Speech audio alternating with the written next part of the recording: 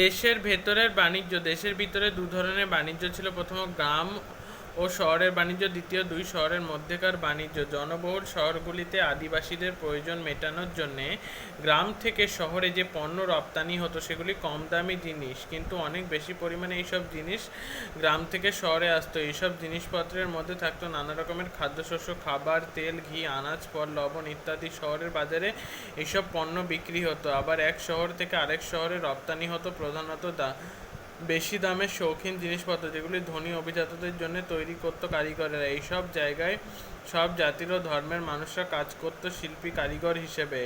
সুলতানদের রাজধানী দিল্লি শহরে সাম্রাজ্যের নানা এলাকা থেকে দামি মদ, সূক্ষ্ম মসলিন বস্ত্র আমদানি করা হতো। তাছাড়া বাংলাদেশ, করমণ্ডল ও গুজরাটে সুতি রেশমের কাপড়ের চাহিদা ছিল সর্বত্র। এই যুগে প্রথম চরকায় সুতো কেটে কাপড় বোনা শুরু হয়েছিল।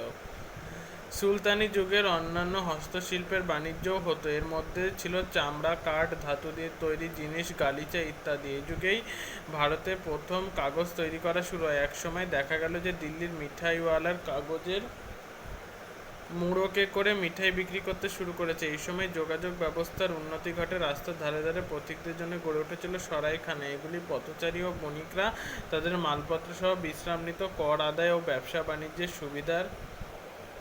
সুবিধার জন্য দিল্লির সুলতানরা টঙ্কা বা রূপোর মুদ্রা ও জিতল বা তামার মুদ্রা নামে দু ধরনের মুদ্রা চালু করেছিল। এগুলির মান ছিল যথেষ্ট ভালো।